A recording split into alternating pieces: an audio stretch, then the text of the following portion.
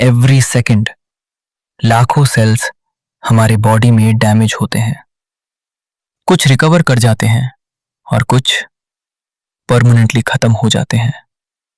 But real question ये है, कैसे डिसाइड होता है कि सेल सरवाइव करेगा या डाई करेगा?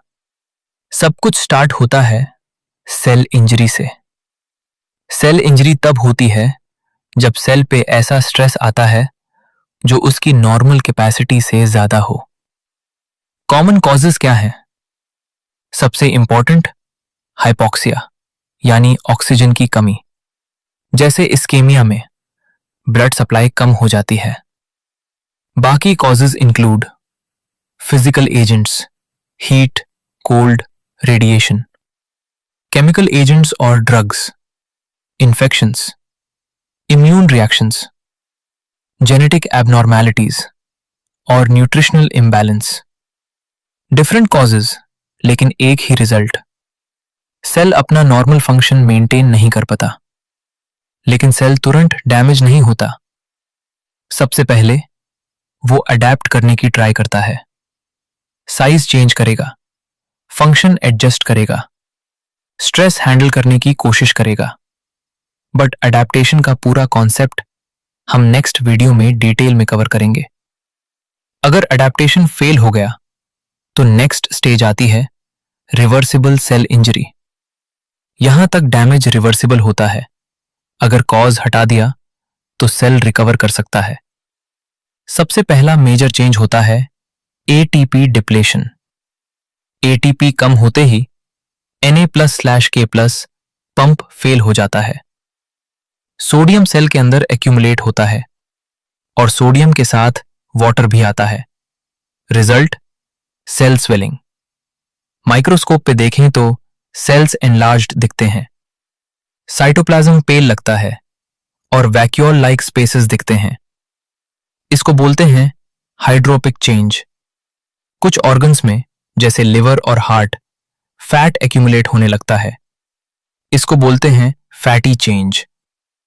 अगर इलेक्ट्रॉन माइक्रोस्कोप से देखें तो ईआर स्वेल हो जाता है, राइबोसोम्स डिटैच हो जाते हैं, प्रोटीन सिंथेसिस डिक्रीज हो जाता है, सेल मेम्ब्रेन पे ब्लब्स बनने लगते हैं और माइलिन फिगर्स फॉर्म होते हैं। माइटोकॉन्ड्रिया स्वेल होते हैं और उनमें अमॉर्फस डेंसिटीज दिखते हैं।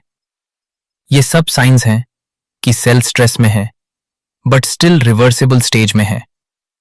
अगर इंजरी कंटिन्यू होती रही तो सेल एक क्रिटिकल पॉइंट क्रॉस करता है। इसे बोलते हैं पॉइंट ऑफ नो रिटर्न। इसके बाद चाहे कॉज हटा भी दो, सेल रिकवर नहीं करेगा। दो मेजर हॉलमार्क्स होते हैं इररिवर्सिबल इंजरी के।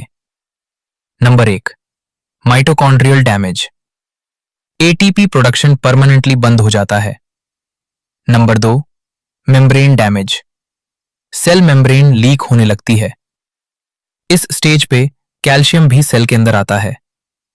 कैल्शियम एक्टिवेट करता है एंजाइम्स, फॉस्फोलिपेजेस, मेम्ब्रेन तोड़ते हैं। प्रोटीएसेस प्रोटीन्स डिस्ट्रॉय करते हैं। न्यूक्लियसेस डीएनए डैमेज करते हैं। मतलब सेल अंदर से ही टूटने लगता है। माइक्रोस्कोप में मेम्ब्रेन डिसरप्शन दिखाई देता है। ऑर्गेनेल्स ब्रेकडाउन होने लगते हैं।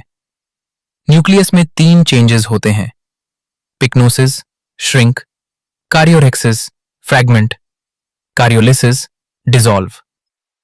ये कंफर्म करता है कि सेल डेड है या होने वाला है। एक कंफ्यूजन ये होता है, कुछ फीचर्स रिवर्सिबल और इररिवर्सिबल दोनों में दिखते हैं। जैसे माइटोकॉन्ड्रिया में एम्फोरस डेंसिटीज। डिफरेंस क्या है?